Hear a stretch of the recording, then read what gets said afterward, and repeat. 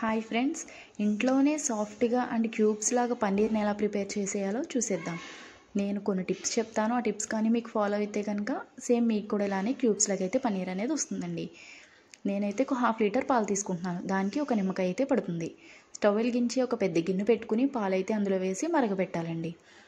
పాలు అనేది పన్నీర్కి ఎప్పుడు కూడా ఫుల్ క్రీమ్ మిల్కే యూజ్ చేయాలి. కొంచెం వాటర్ కలిపిన మిల్క్ అయితే కనుక పన్నీర్ అనేది పొడి పొడిలాడుతూ వస్తుంది. క్యూబ్స్ లాగా అయితే అస్సలు రాదండి. ఫుల్ క్రీమ్ మిల్క్ అయితేనే క్యూబ్స్ లాగా వస్తుంది, సాఫ్ట్గా కూడా వస్తుంది. పాలు అనేవి ఒక పొంగు వచ్చాక మనం ఒక నిమ్మకాయ అయితే పిండేసుకోవాలి. నిమ్మకాయ పిండిన వెంటనే మనం గరిటతో అయితే కలపకూడదండి. గరిటతో కలపడం వల్ల ఏమవుతుందంటే పాలు అనేది సరిగ్గా విరక్క పన్నీర్ కూడా సరిగ్గా రాదు. ఒక 1 మినిట్ అలా వదిలేసి తర్వాత మనం గరిటతో కలపాలి. అప్పుడు పాలు అనేవి బాగా విరుగుతాయి, సాఫ్ట్గా కూడా వస్తుంది పన్నీర్. పన్నీర్తో చాలా వెరైటీస్ అయితే చేసుకోవచ్చు. పన్నీర్ టిక్కాస్ చేసుకోవచ్చు, పన్నీర్ బిర్యానీస్ చేసుకోవచ్చు, కర్రీస్ చేసుకోవచ్చు, చాలా వెరైటీస్ అయితే చేసుకోవచ్చండి. ఒక్కసారి మీరు కూడా ఇంట్లోనే పన్నీర్ చేసి చూడండి. ఇంకెప్పుడు కూడా మీరు సూపర్ మార్కెట్ నుంచి పన్నీర్ అయితే తెచ్చుకోరు. చాలా ఈజీగా వచ్చేస్తుంది. సూపర్గా క్యూబ్స్ లాగైతే బాగా వస్తాయి. ఒక్కసారి మీరు కూడా ట్రై చేయండి. చూసారా పన్నీర్ అనేది ఎలా విరిగిపోతుందో? మనం ఈ ప్రాసెస్ అంతా కూడా మనం మీడియం ఫ్లేమ్లోనే పెట్టి చేసుకోవాలండి. హై ఫ్లేమ్ పెట్టడం వల్ల ఏమవుతుందంటే అడుగంటేస్తుంది. అడుగంటేస్తే మనకి పన్నీర్ అనేది సరిగ్గా రాదు. సో మీడియం ఫ్లేమ్లోనే పెట్టి చేసుకోవాలి.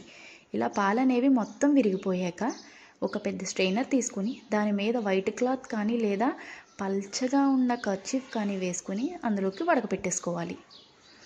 వడకపెట్టేసుకొని నేను వీడియోలో చూపించే విధంగా రౌండ్గా అయితే చుట్టేసుకోవాలి. రౌండ్గా చుట్టేసి ఏదైనా బరువుగా ఉన్న దాని కింద అయితే ఇది పెట్టేయాలి. అలా పెట్టడం వల్ల ఏమవుతుందంటే ఇందులో ఉన్న వాటర్ అంతా కూడా మనకి బయటికి రిలీజ్ అనేది అయిపోతుంది. వాటర్ రిలీజ్ అయిపోయిన వెంటనే మనం ఈ పన్నీర్ని క్యూబ్స్ లాగా అయితే కట్ చేసేసుకోవచ్చు. చూడండి, చాలా బాగా వస్తుంది.